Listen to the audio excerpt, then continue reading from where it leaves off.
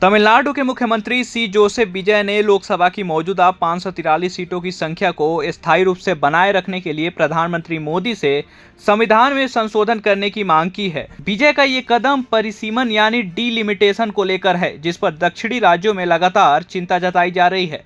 The Hindu की report के अनुसार विजय ने प्रधानमंत्री मोदी को लिखे पत्र में कहा कि लोकसभा की कुल सदस्य संख्या 543 पर स्थायी रूप से तय की जानी चाहिए और राज्यों के बीच सीटों का मौजूदा बंटवारा भी बरकरार रखना चाहिए।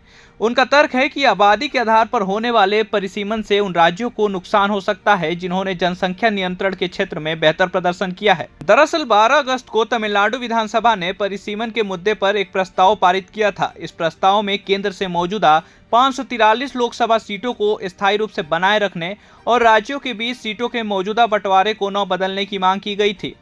और मुख्यमंत्री विजय ने इसी प्रस्ताव का हवाला देते हुए प्रधानमंत्री मोदी को पत्र लिखा है। लेकिन सवाल है कि परिसीमन को लेकर तमिलनाडु और दक्षिणी राज्यों को चिंता किस बात की है। इसे बिल्कुल ही आसान भाषा में समझते हैं। परिसीमन का मतलब है लोकसभा और विधानसभा सीटों की सीमाओं और सीटों की संख्या का नए सिरे से निर्धारण करना। इसका मकसद आबादी में हुए बदलाव के हिसाब से राजनीतिक प्रतिनिधित्व को व्यवस्थित करना होता है। लेकिन अगर सीटों का बंटवारा आबादी के आधार पर बड़े पैमाने पर बदला जाता है तो ज़्यादा आबादी वाले राज्यों की लोकसभा में सीटें बढ़ सकती है और कम आबादी वाले राज्यों की हिस्सेदारी घट सकती है। यही वो मुद्दा है जिसे लेकर दक्षिणी राज्य चिंतित है। विजय का कहना है कि 1971 के बाद जिन राज्यों ने जनसंख्या नियंत्रण को गंभीरता से अपनाया, उन्हें अब उसके लिए राजनीतिक नुकसान नहीं उठाना चाहिए। उनका तर्क है कि अगर भविष्य में सीटों का बंटवारा सिर्फ आबादी के आधार पर किया गया तो दक्षिणी राज्यों की संसद में राजनीतिक हिस्सेदारी कम हो सकती है। तमिलनाडु सरकार की मांग सिर्फ 543 सीटों को फ्रीज करने तक सीमित नहीं है। विजय ने प्रधानमंत्री नरेंद्र मोदी का ध्यान महिलाओं को 33% आरक्षण देने की मांग की तरफ भी खींचा है। तमिलनाडु विधानसभा के प्रस्ताव में कहा गया है कि महिलाओं के लिए 33% आरक्षण को परिसीमन से जोड़कर टाला नहीं जाना चाहिए और इसे मौजूदा 543 सीटों के आधार पर लागू किया जाना चाहिए। विजय का कहना है कि महिलाओं का राजनीतिक प्रतिनिधित्व बढ़ाना बेहद जरूरी है और इसे परिसीमन की प्रक्रिया के इंतजार में नहीं टालना चाहिए।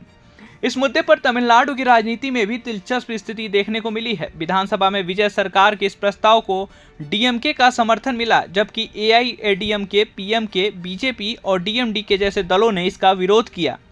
हालांकि इस मुद्दे पर आलोचना भी सामने आई है। मीडिया रिपोर्ट के अनुसार बीजेपी नेता और पूर्व तेलंगाना राज्यपाल तमिलिसाई सुंदरराजन ने तमिलनाडु विधानसभा के प्रस्ताव को समय से पहले उठाया गया कदम बताया। उनका कहना है कि अभी परिसीमन को लेकर कोई अंतिम विधायी ढांचा या ड्राफ्ट कानून सामने नहीं आया है, इसलिए आशंकाओं के आधार पर प्रस्ताव पारित करना उचित नहीं है। यानी एक तरफ विजय इसे दक्षिणी राज्यों के राजनीतिक प्रतिनिधित्व और संघीय ढांचे से जुड़ा बड़ा मुद्दा बता रहे हैं, तो वहीं दूसरी तरफ आलोचकों का कहना है कि अंतिम परिसीमन की तस्वीर आने से पहले इस तरह की आशंकाएं पैदा की जा रही है। फिलहाल इतना साफ है कि 543 लोकसभा सीटों को स्थायी रूप से फ्रीज करने की विजय की मांग अब तमिलनाडु की राजनीति से निकलकर राष्ट्रीय बहस का मुद्दा बन चुकी है। एक तरफ केंद्र के सामने परिसीमन के जरिए आबादी के मुताबिक प्रतिनिधित्व तय करने की चुनौती होगी, तो दूसरी तरफ दक्षिणी राज्यों के सामने ये सवाल है कि जनसंख्या नियंत्रण और विकास के लिए उठाए गए कदम कहीं उनके राजनीतिक प्रतिनिधित्व को ही कम न कर दें। अब देखना होगा कि प्रधानमंत्री नरेंद्र मोदी और केंद्र सरकार विजय की इस मांग पर क्या रुख अपनाते हैं और आने वाले परिसीमन को लेकर केंद्र और दक्षिणी राज्यों के बीच सहमति कैसे बनती है। इस पूरे मामले पर आपकी क्या राय है? अपनी राय हमें कमेंट करके जरूर बताइए और देखते रहिए प्रभात खबर।